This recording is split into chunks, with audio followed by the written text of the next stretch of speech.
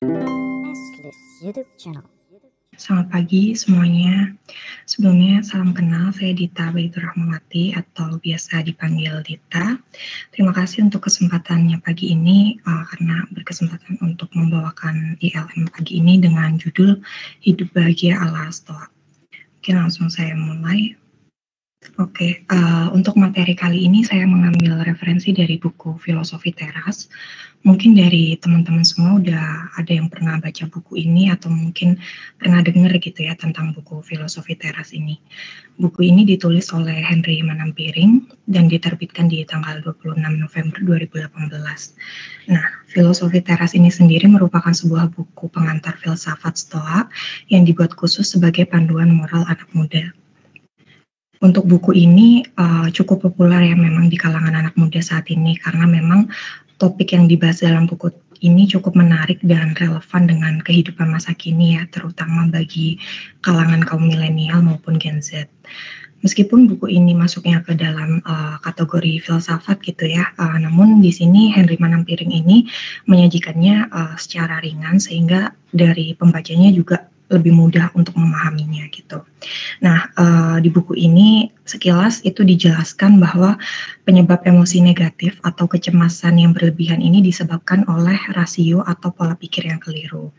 Nah, di sini Henry Manampiring ini menyarankan untuk memperbaiki pola pikir yang keliru tersebut dengan menerapkan filsafat Stoa atau Stoitisme yang kemudian diterjemahkan sebagai filsafat teras dalam kehidupan sehari-hari gitu.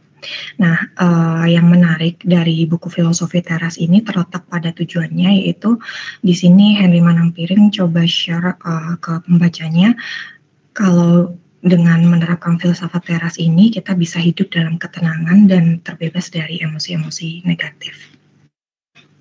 Oke, next. Nah, untuk tujuan utama Filosofi Teras sendiri, ini ada dua tujuan. Yang pertama yaitu membebaskan diri dari emosi negatif. Filosofi ini membantu pembaca untuk mendapatkan hidup yang tentram dengan cara kita fokus pada hal-hal yang memang bisa kita kendalikan gitu. Nah, di hidup ini memang ada dua hal ya yang bisa kita kendalikan dan tidak bisa kita kendalikan. Contoh hal-hal yang di bawah kendali kita ini seperti pikiran kita, kemudian opini atau persepsi kita, atau tindakan yang kita lakukan gitu. Sedangkan untuk hal-hal yang memang tidak bisa kita kendalikan, ini diantaranya kekayaan, reputasi atau ketenaran, serta opini orang lain. Meskipun kekayaan dan ketenaran ini bisa diusahakan gitu ya, tapi tidak ada jaminan hal tersebut ini tidak akan diambil dari hidup kita. Jadi sifatnya bukan sesuatu yang kekal gitu. Nah, makanya ini termasuk hal-hal yang di luar kendali kita. Kemudian untuk tujuan yang kedua yaitu filsafat teras ini mengajak kita untuk mengasah kebajikan dalam hidup.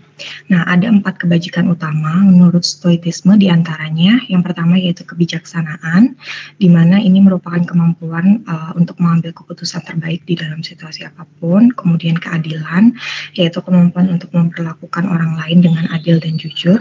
Lalu ada keberanian, yaitu kemampuan berani berpegang teguh pada prinsip yang memang dianggap benar. Serta yang terakhir yaitu kemampuan menahan diri, di mana ini merupakan kemampuan untuk melakukan disiplin, kesederhanaan, serta kontrol diri terhadap nafsu dan juga emosi. Contohnya kita mampu menahan amarah saat sedang konflik dengan yang lain gitu. Oke, next. Nah, ini poin utamanya. Jadi di sini saya akan share dari apa yang sudah saya baca dari buku Filosofi Teras ini tentang rahasia hidup bahagia ala Stoa. Untuk yang pertama, kuncinya yaitu hidup harus selaras dengan alam.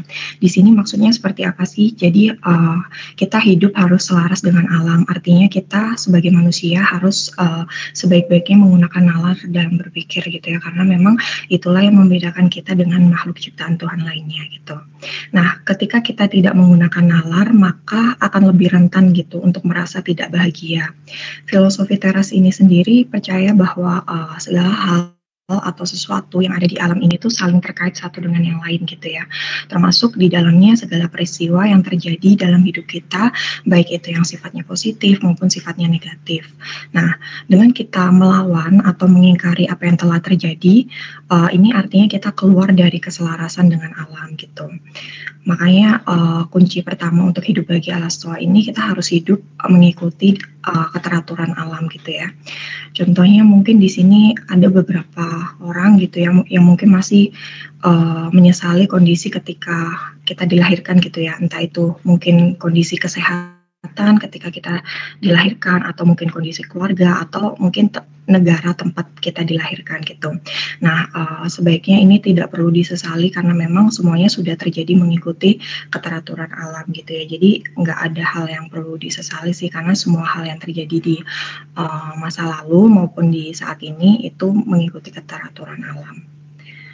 Oke, next untuk kunci yang kedua hidup bagi Alastoa ini yaitu dikotomi kendali. Di sini saya ada kutipan dari Epictetus di mana ada hal-hal yang memang berada di bawah kendali kita dan ada hal-hal yang tidak berada di bawah kendali kita. Nah, lebih lanjut Epictetus ini menjelaskan kalau misalkan hal-hal yang berada di bawah kendali kita itu sifatnya lebih merdeka, tidak terikat gitu ya. Namun hal yang tidak di bawah kendali kita ini sifatnya lemah dan terikat serta milik orang lain gitu. Nah, stoicisme atau filsafat teras ini sendiri mengajarkan bahwa kebahagiaan sejati itu bisa datang dari hal-hal yang di bawah kendali kita gitu ya. Kita tidak bisa bergantung pada kebahagiaan yang tidak bisa kita kendalikan gitu ya, seperti opini orang lain, popularitas maupun kekayaan gitu. Nah, saya ada satu contoh dalam kehidupan sehari-hari gimana kita menerapkan dikotomi kendali ini, yaitu misalkan kita diberikan kepercayaan gitu ya untuk berpartisipasi dalam sebuah tender gitu ya, tapi ternyata dalam pelaksanaannya kita kalah gitu ya. Jadi kita sudah mengerjakan proposal itu selama berhari-hari, bahkan mungkin kadang lembur gitu ya di hari Sabtu dan Minggu gitu. Namun ternyata hasilnya tidak sesuai yang kita harapkan gitu. Calon kliennya ternyata menyerahkan bisnisnya ini ke pihak lain gitu. Pastinya dalam diri kita sendiri kan ada perasaan kecewa gitu ya, yang akhirnya menjadi pemikiran-pemikiran yang cukup mengganggu gitu, kayak diri kita mempertanyakan apa ada yang salah ya di proposalnya, atau mungkin apakah ini eksekusi idenya kurang baik, atau mungkin ada tutur kata yang salah gitu saat presentasi dan seterusnya gitu. Nah, pemikiran-pemikiran inilah yang harus kita coba untuk hentikan gitu ya. Tentunya kita tetap perlu mengevaluasi diri gitu, tetapi kita tidak perlu menyesali secara berlebihan. Karena apa? Karena keputusan calon klien ini kan tidak ada dalam kendali kita ya. Yang bisa kita kendalikan adalah kita berusaha sebaik-baiknya gitu. Tetapi balik lagi gitu, keputusan akhirnya ini kan sepenuhnya bukan merupakan kendali kita gitu. Jadi jangan terlalu menyesali secara berlebihan gitu. Kita coba untuk ambil hikmahnya supaya bisa dijadikan evaluasi diri agar kedepannya bisa lebih baik lagi gitu. Kemudian poin yang ketiga untuk rahasia hidup bahagia Alastoa yaitu melawan interpretasi otomatis gitu. Nah, banyak dari kita ketika muncul emosi negatif itu kita langsung berinterpretasi otomatis gitu ya atas suatu kejadian atau peristiwa gitu. Nah, di sini Henry Manampiring ini mencoba untuk membantu kita melawan interpretasi otomatis ini dengan menerapkan STAR, Stop, Think and Assess, serta Respon. Nah, jadi ketika kita udah mulai merasa emosi negatif, kita perlu stop, berhenti gitu ya.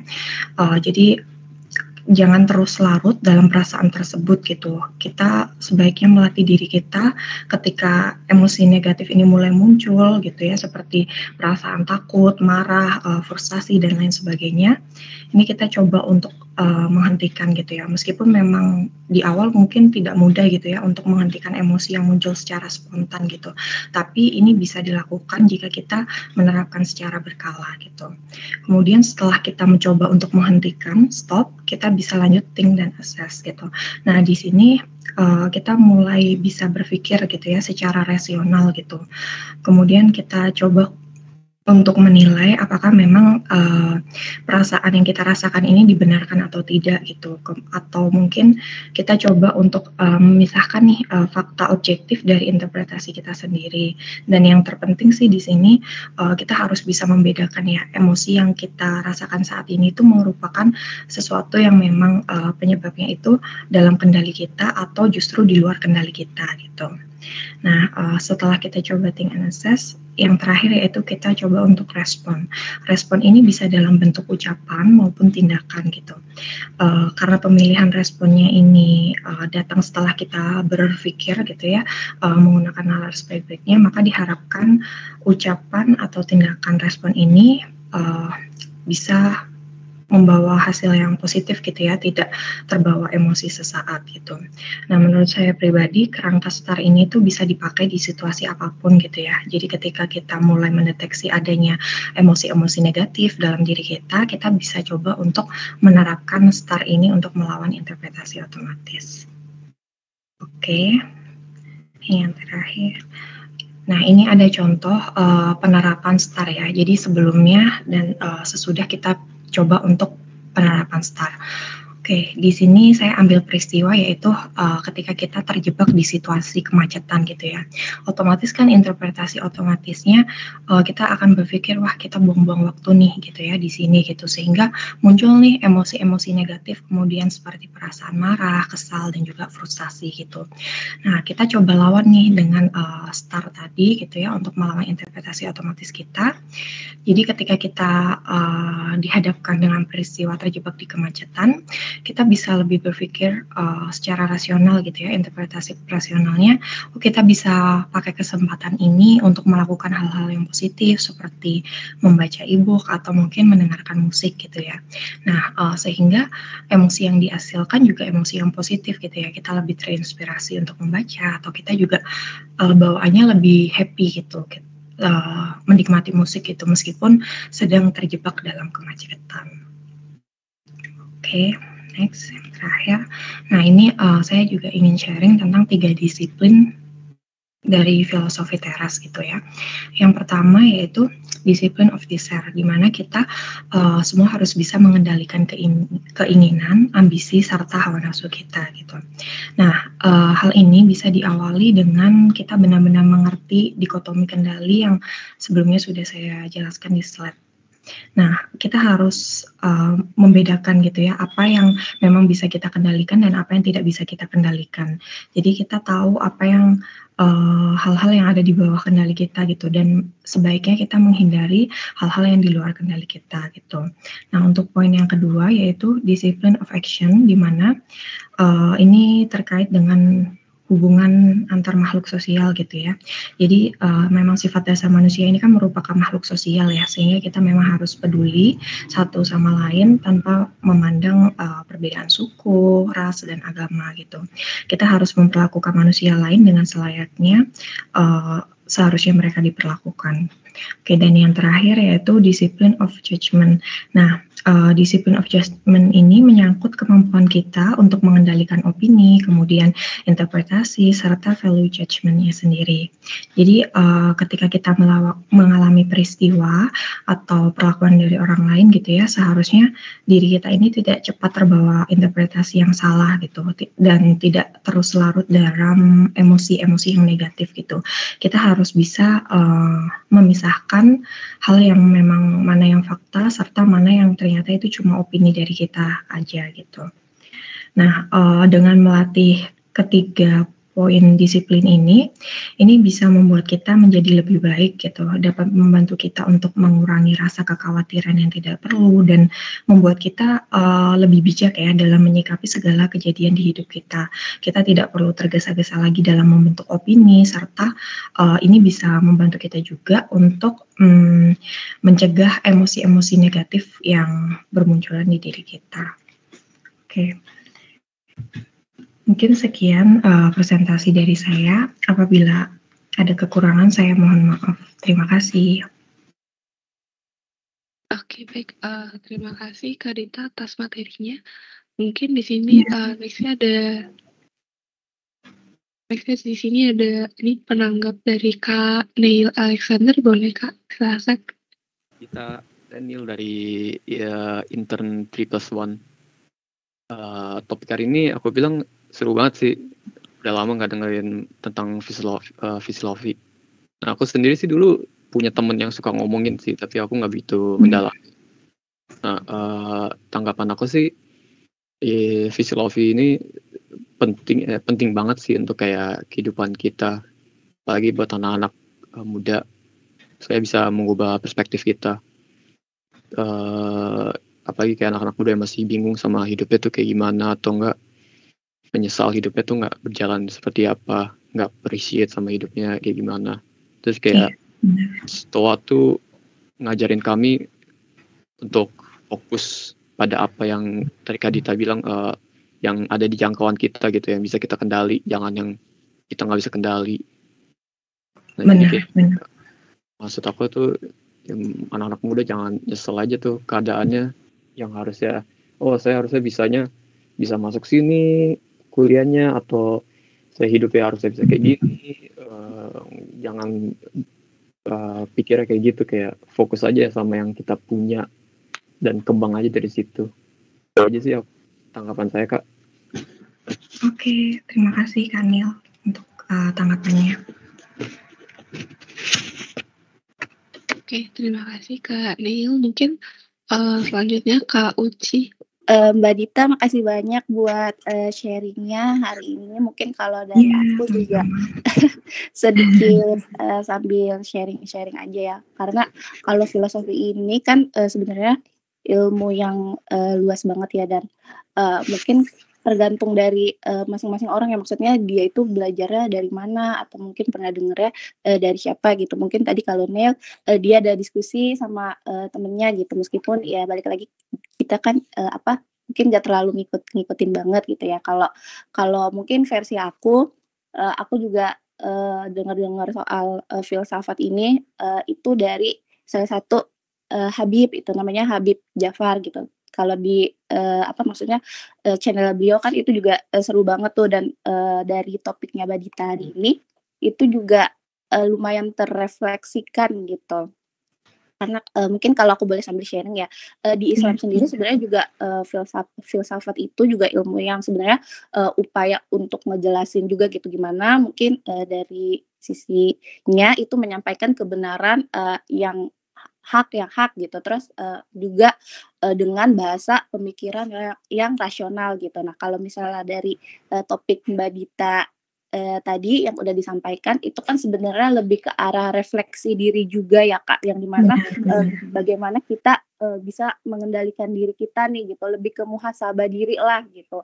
Jadi emang mungkin ada tuh situasi-situasi yang emang kita nggak bisa kendalikan gitu, tapi dari situasi tersebut ya kita mungkin bisa kayak ya udah yakin aja apa yang terjadi mungkin saat ini gitu, seberat apapun itu pasti sama Tuhan gitu, pasti itu udah ada tujuannya yang sudah diatur gitu, pasti udah ada maksudnya gitu. Jadi mungkin kalau untuk sekarang nih misalnya kita ada kayak oh yaudah ini kenapa sih bisa terjadi sama saya gitu, terus mengakibatkan kita tuh overthinking gitu. Sebenarnya walaupun semuanya mungkin kita nggak ketahui jawabannya sekarang, terus mungkin juga kita butuh bertahun-tahun gitu untuk paham. Nah, langkah awalnya supaya kita bisa ketemu jawabannya tuh gimana sih gitu kan ya, dengan menerima gitu dengan situasi yang ada ini. Oh ya udah gitu, mungkin kita nggak bisa ngendalin banyak hal, tapi kita bisa dengan berupaya oh ya udah kita menerima dulu nih gitu, terus berusaha untuk melakukan yang terbaik sambil terus bersyukur selama menjalaninya. Kadang kan kita juga seringkali gak sengaja lupa untuk bersyukur dan terlalu ngelihat ke atas gitu. Padahal mungkin ada hal-hal yang padahal di posisi kita sekarang ini justru orang-orang tuh kayak kepengen gitu ada di posisi kita saat ini gitu. Jadi ya alangkah baiknya ya mungkin meskipun ada hal-hal yang emang kita kurang bisa kendalikan dan belum tahu jawabannya sekarang, ya dengan menerima dan bersyukur itu bisa jadi salah satu jalan yang terbaik gitu. Terus balik lagi soal muhasabah, ya gimana gitu kan, apa yang selanjutnya bisa kita lakukan. Ya udah kita juga banyak-banyak memahami diri sendiri juga gitu, karena kan yang tahu kekurangan dan kelebihan kita adalah diri kita sendiri gitu. Terus menerima diri kita juga di versi yang sekarang gitu, dengan segala kekurangan dan kelebihannya. Nah sebenarnya idealnya versi diri kita tuh seperti apa sih gitu ya. Tadi setelah menemukan versi ideal kita harus beradaptasi juga menuju versi ideal kita tersebut gitu. Jadi kita bisa mengikuti arus untuk sekarang ini, tapi juga jangan terlalu tenggelam gitu. Mungkin sedikit quote dari Eminem, "It's okay to lose people but never love yourself." Terima kasih. Thank you kalau saya udah sharing juga. Saya mau nambah dikit. Di itu dong, slide-nya agak dimundurin tadi. Oh iya Pak, sebentar. Ini slide yang mana? Sebelum, coba 3 deh, 3. Oke. Ya, thank you ya Dita ya. Ini kita diingatkan kembali bagaimana dalam hidup ya, terutama kita bisa menempatkan diri ya. Tapi memang kalau kita tentunya kita di sini ya masing-masing itu kan kita beragama ya. Jadi memang kalau kita lihat Pancasila, satu ketuhanan yang Maha Esa, di mana kembali semuanya ialah dari Tuhan yang Maha Esa, kan begitu ya. Nah sehingga dalam memahami filosofi teras ini ya, kita perlu juga menempatkan pengertian itu ya, bahwa kita manusia yang diciptakan oleh Tuhan yang Maha Kuasa gitu ya, maka segala sesuatunya itu memang sudah menjadi rencana gitu ya, menjadi bagian kreasi dari Tuhan yang Maha Kuasa ya. Nah, tidak sampai situ, kalau kita melihat membebaskan diri dari emosi negatif, berarti kita akan fokus kepada hal-hal yang bisa kita kendalikan ya. Ini tepat sekali ya. Cuman kembali saya mau ingatkan yang tadi gitu. Berarti hal-hal yang tidak bisa kita kendalikan itu harus kita serahkan kepada Tuhan, kan begitu ya. Itu yang saya mau melengkapi agar pemahaman ini kita nggak nanggung gitu ya. Jadi kita kendalikan misalnya gitu ya. Kita belajar menahan emosi dengan dengan tips tadi gitu ya. Nah, tapi kan kita juga paham ada sesuatu yang tidak bisa kita kendalikan. Maka yang tidak bisa kita kendalikan kita serahkan kepada Tuhan yang Maha Kuasa. Harus begitu ya, agar kita tidak masuk atau tidak terjebak di dalam situasi yang kita stres, depresi ya. Tentunya kalau nanti teman-teman ya di sini rata-rata masih muda pastinya ya.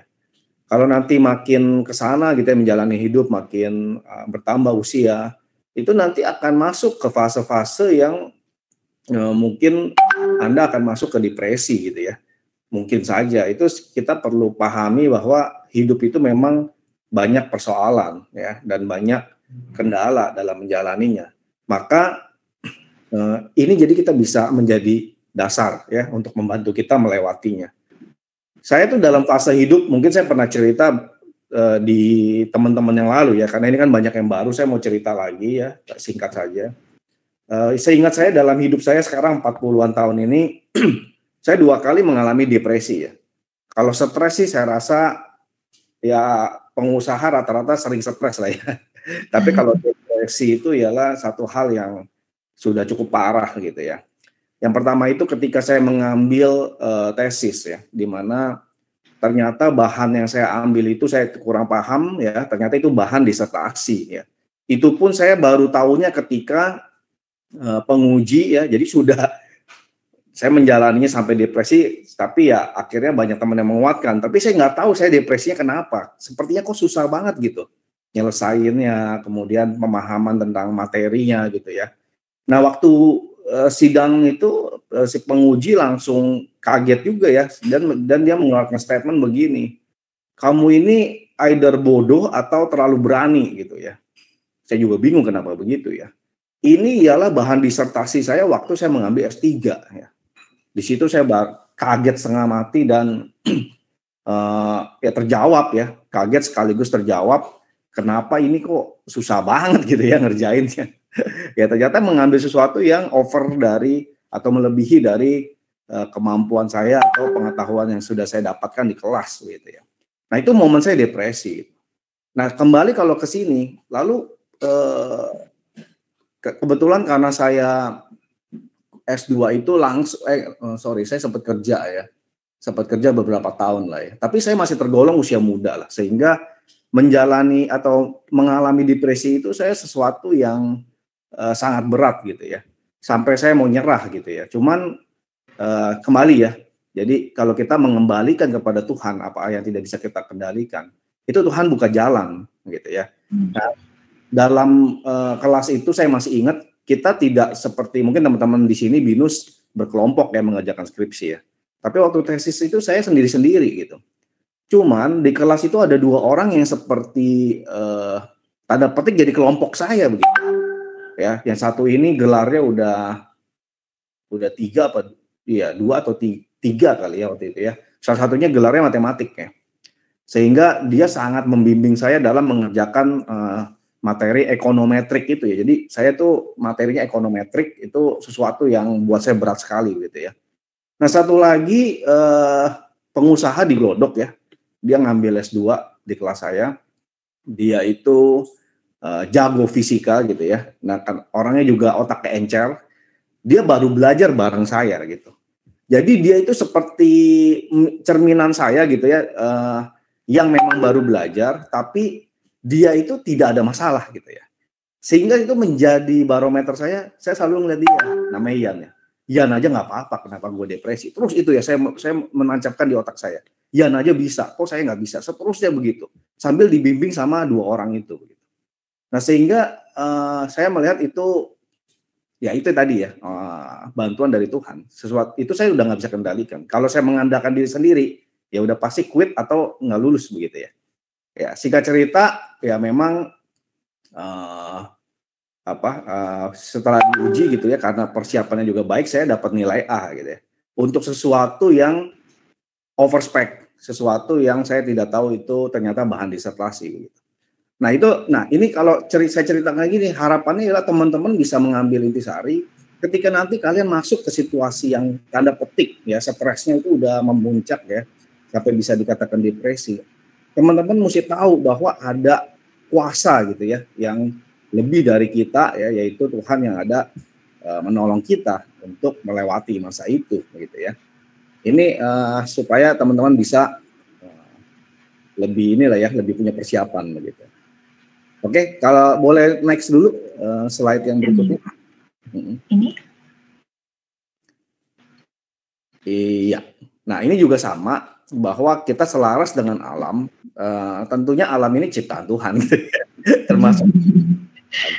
Nah, jadi kalau saya boleh sedikit menambahkan, bukannya kita itu berarti kita align atau kita ada lalu kita bisa fit in dengan baik dengan kekuatan kita, itu yang saya mau sampaikan.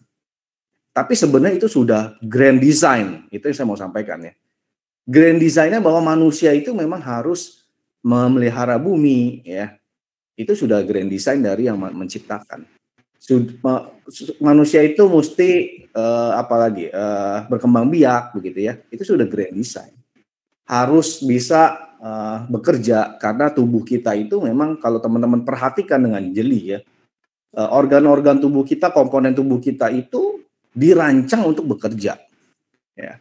Kenapa ada tangan, ada mulut, ada kaki untuk berjalan? Itu semua rancangan untuk bekerja. Ya, kembali lagi soal grand design, ya harus manusia itu bekerja dan seterusnya.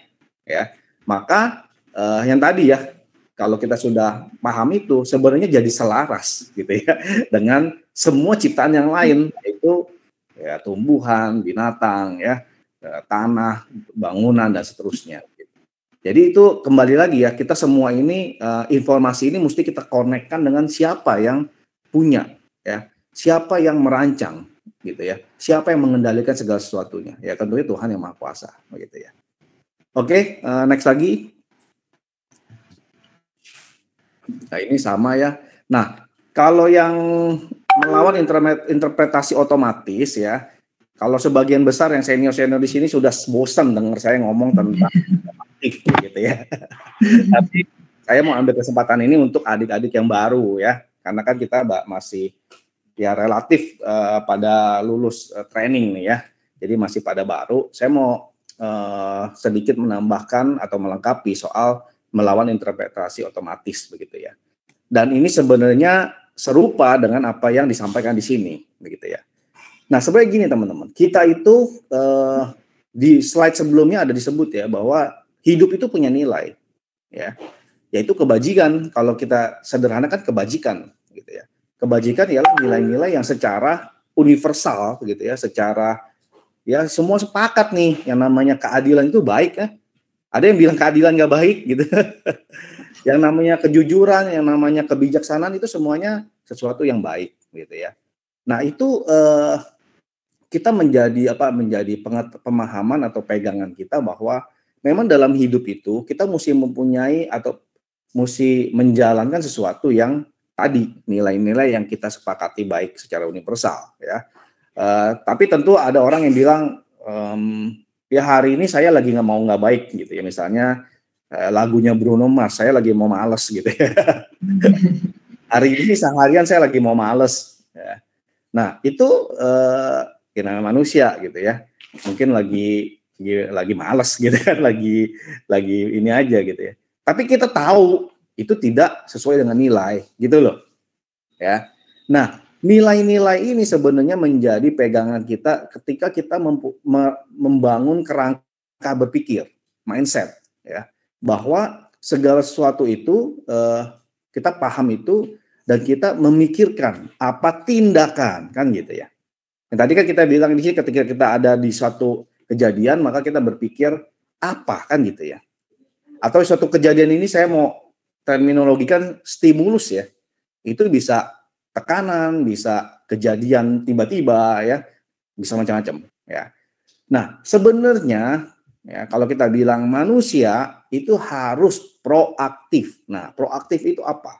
Proaktif itu dia punya kehendak bebas untuk ya berespon. Nah, kita tulis di sini respon ya, merespon terhadap stimulus tadi. Ya, tadi kan ada tuh lagi macet gitu ya. Itu stimulus, macet itu stimulus. Nah, kita itu sebenarnya punya kehendak bebas mau ngapain di saat situasi kena macet. Ya, kadang-kadang kita terkungkung kepada latar belakang, masa lalu dan lain-lainnya, maka kita itu langsung reaktif, ya, sehingga kita tidak tidak berhenti, tidak berpikir dan mengakses dan lalu merespon. Itu kita selalu begitu, sering sekali reaktif. Tapi sebenarnya secara teori ya, saya bisa bilang teori karena ini dari buku Seven Habits ya. Nah, itu dikatakan sebenarnya nggak harus gitu, you nggak harus langsung respon, nggak mikir. Langsung kamu respon dengan keadaan kamu yang sudah bertahun-tahun itu. Misalnya pemarah, ya langsung kamu marah. Misalnya kamu pendiam, ya kamu diam, akhirnya nggak ngegas karena kamu kesel, gitu ya. Atau whatever itu, gitu ya. Yang akhirnya jadi salah bertingkah laku, bertindak. Ya, itu perlu diingat teman-teman. Ya, sekali lagi saya mau tegaskan ya, kita itu manusia harus proaktif. Proaktif itu apa? Kita mempunyai kehendak bebas dalam merespon stimulus, ya, itu penting. Nah, cuman kalau udah dibilang kehendak bebas, kan balik lagi ke yang tadi. Makanya saya awali dari nilai, ya. Yang namanya kehendak bebas bukan berarti bebas sebebas-bebasnya tanpa memperhatikan nilai yang kita sepakati, gitu, ya. Kayak tadi misalnya case-nya yang tadi macet gitu ya.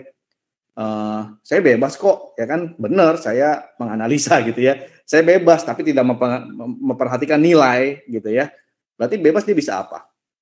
Ya, dia bisa selap-selip akhirnya membahayakan orang, itu bebas begitu ya, tapi itu bebas saya tidak memperhatikan nilai. Maka ada tambahan ya, harus proaktif ialah mempunyai kehendak bebas untuk merespon stimulus ya dengan memperhatikan nilai-nilai yang kita sepakati bahwa itu baik untuk keberadaan kita, untuk hidup di dalam dunia itu, gitu ya. Nah itu lebih lanjut kalau teman-teman tadi ada kawat yang tertarik ya karena masih muda dan lain sebagainya itu ya, saya lupa tadi namanya. Kalau tertarik begini-gini silakan belajar ya, silakan baca buku gitu ya. Yang sudah kita tetapkan di Excelis waktu itu kita membedah buku Seven Habits ya, Seven Habits of Highly Effective People. Ya, dari karangan Stephen Covey gitu. Nah itu bisa membantu sekali bagaimana teman-teman menjalani hidup dengan lebih baik. Oke, itu tambahan saya. Terima kasih. Saya kembalikan. Apakah sudah sedikit tambahan? Boleh? Iya. Tadi sedikit menambahkan dari statementnya Pak Markus juga ya, terkait tadi kan ada baunya di mana kita kayak termotivasi ya dengan lingkungan kita yang ada. Jadi misalkan tadinya kita nggak bisa, terus kita ngelihat teman kita atau rekan kita yang lainnya bisa gitu kan. Nah, itu adalah sisi positif yang kita harus pikirkan. Jadi bukan berarti kita membandingkan diri kita, mereka bisa, kita nggak bisa, tapi justru di situ harus dijadikan pacuan lagi ke kita untuk lebih termotivasi untuk bisa melakukan, setidaknya bisa mencoba dan put effort terbaik untuk kita ngelakuin sesuatu sih. Jadi menurut saya lingkungan atau ya lingkungan kita bergaul, rekan-rekan kita bergaul itu sangat mempengaruhi bagaimana pola pikir kita untuk berkembang, bagaimana pola pikir kita untuk memotivasi diri kita lebih lagi sih. Jadi yang mungkin hari ini kita nggak bisa, minggu depan atau bulan depan atau mungkin tahun depan bisa jadi kita bisa gitu sih. Itu aja. Thank you.